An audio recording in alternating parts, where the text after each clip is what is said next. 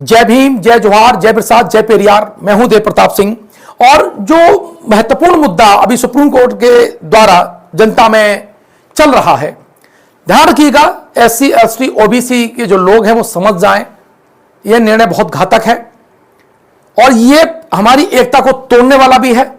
हम जातियों को खत्म करने पर लगे हुए हैं और ये जातिवाद को बढ़ावा देने वाला, और जो संविधान सभा में जो मामला सॉल्व हो चुका था, जो भाव परिभाषित हो चुका था अच्छी तरह से, उससे सुप्रीम कोर्ट ने यह कहिए, सुप्रीम कोर्ट के मुखौटे के बहाने जातिवादी लोगों ने अपना निर्णय सुनाया है। हम इस पीठ के द्वारा जो निर्णय दिया गया है उससे असहमत हैं और हम उससे पुनर्विचार याचिका भी डालेंगे और चर्चा भी करेंगे, अच्छी तरह से चर्चा भी करेंगे, लिखेंगे भी, ये आपको है, पत्राचार भी आपको करेंगे, क्योंकि किस डेटा के आधार पर, किस रिकॉर्ड के आधार पर आपने यह घोषित किया है। ये जो आर्टिकल 341 जो राष्ट्रपति की शक्ति थी, राष्ट्रपति की शक्ति थी, उसे राज्यों को दे दिया आपने।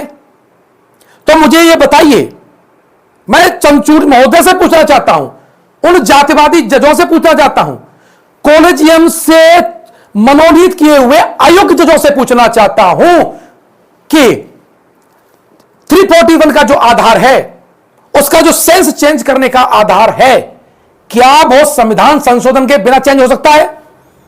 क्या आप संविधान सभा के द्वारा निर्धारित जो आपका अनुच्छेद है उसे आप बदल सकते हैं? जहां तक मुझे अंदाज है, समझ है, जहां तक मेरी एजुकेशन सिस्टम जो यहां पर पढ़ाया गया है, उसमें सुप्रीम कोर्ट की भूमिका संविधान के मामले में संविधान की रक्षा की है। दूसरी, अगर कोई व्याख्या नहीं हो रही है तो उसे परिभाषित करने की है। अगर कोई भी एक्ट, कोई अधिनियम, कोई कानून ऐसा बनाया जाता है जो संविधान के विपरीत है, उसके मूल्यों के विपरीत है, तब आप कह सकते हैं कि हां यह गलत, वहां निर्णय दे सकते हैं। लेकिन जिस तरह 341 का जो राइट था वो आपने चेंज कर दिया, जो कि पार्लियामेंट के द्वारा होना था। पार्लियामेंट को लिखा हुआ है जो चेंज कर सकती है, संसद कर सकती है, उस आर्टिकल में लिखा हुआ है, और आपने वो पावर किसको दे दी? ये जो चेंज करने की पावर आपने किस के तहत प्रयोग की है? संविधान के किस अनुच्छेद के तहत आपने इस बात को जारी किया है? दूसरा, आपके उस जज ने कहा कि अगली पीढ़ी को नहीं होना चाहिए।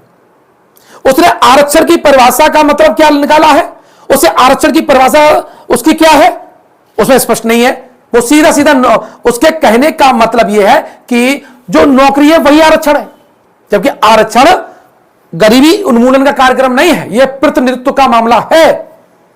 और सही बात है, बहुत सी आदिवासी जो हमारे भाई बंधु हैं, उन्होंने तो क्राइम, जन्मजात क्राइम का दंश झेला है।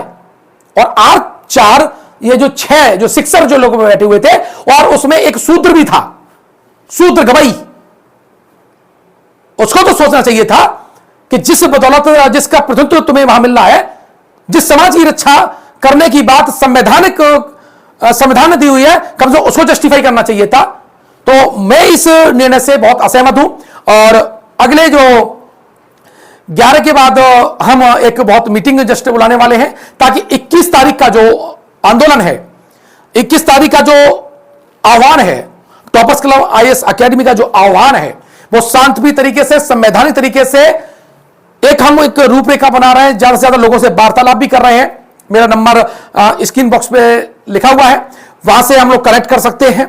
और 21 तारीख को पूरे देश में इसके खिलाफ प्रदर्शन करेंगे, इस निर्णय के खिलाफ प्रदर्शन करेंगे। और इस निर्णय पर अब आर पार की लड़ाई होगी, ताकि कोई भी जज आकर के, जो मनोवादी जज है, जो धूर्त जज है, कॉलेजियम से चयनित अयोग्य जज है, वो आरक्षण जैसे हमारे मूल मुद्दे को छेड़छाड़ न कर सके। 21 तारीख को आप सभी से आह्वान है, टॉपर्स क्लब IAS अकेडमी का आह्वान है कि आप आने वाली पीढ़ी के लिए, उस संविधान के लिए जिसने आपको अधिकार दिया है, मुझे अधिकार दिया है, ये बोलने का अधिकार दिया है, उसकी रक्षा के लिए आप जो भी चयनित स्थल है, शांति से, बिना हथियार के, संवैधानिक और कानून की पूरी प्रक्रिया करते हुए केवल उस पर काली पट्टी बांध करके हम विरोध प्रदर्शन करेंगे। और मैं आपको फिर बता देना चाहता हूं, मैं वीडियो की श्रृंखला के माध्यम से सुप्रीम कोर्ट के जो जज हैं, और मैंने आरटीआई अभी सुप्रीम कोर्ट में भेजी है, बस ये आप सबसे सवाल करना, मीडिया से सवाल करना, अपने नेताओं से सवाल करना स्टार्ट कर दीजिए। संविधान सभा बड़ी थी या बेंच? क्या ये बेंच, क्या ये जातिवादी बेंच संविधान सभा के मानक से ऊपर थी? क्या संविधान से ऊपर चली गई? या जो संविधान और कानून क्या जो दायरा है उससे बाहर निर्णय दे रही है? यह हक इसको किसने दिया है? और चंद्रचूड़ जी, जो आप 1916 का जो बात कर रहे थे, वो संविधान सभा में ऑलरेडी डिस्कस हो चुका था। चंद्रचूड़ जी, ये भी आप समझ लीजिएगा, और जो 1932 का मामला आपने कमेटी की बात किया, वो भी चर्चा में आ चुका था। संविधान सभा की डिटेल है, पढ़ लीजिए। आप तो जज हैं, ना पढ़ाओ, द्वारा पढ़ लीजिएगा। और अगर चश्मा में नहीं दिखता हो तो डॉक्टर के पास जाइए, अच्छा वाला चश्मा दीजिए और फिर पढ़िए। यह आदिवासी और यह दलित आजादी से पहले के दलित नहीं है। सुप्रीम कोर्ट से भी प्रश्न करेंगे अगर वो हमारे अधिकारों को छीनेगा तो, और हमारा राइट है, संवैधानिक राइट है, हम संवैधानिक तरीके से प्रश्न कर रहे हैं।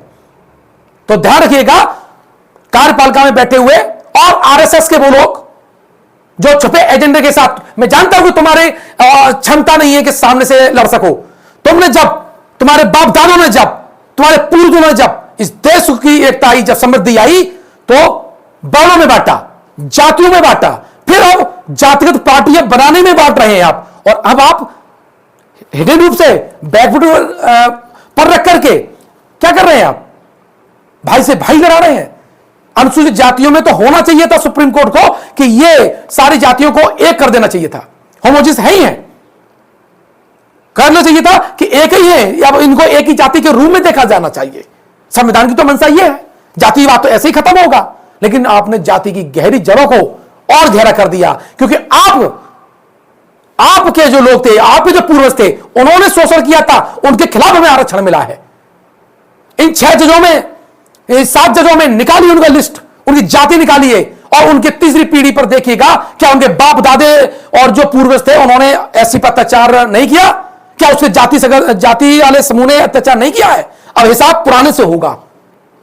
अब इसे बुरा लगे, अगर आपको यह लगता कि हमें आपकी तौहीन की है, तो आप क्षमा मांगिए अपने उन बाप दादों की वजह से जिन्होंने यहां के दलित समुदाय, यहां पर एसटी समुदाय पर अत्याचार किया था। यह आपकी शर्म की विषय, हमारे विषय नहीं है। हमारे मुद्दे पर अब हम निर्णय खुद करेंगे।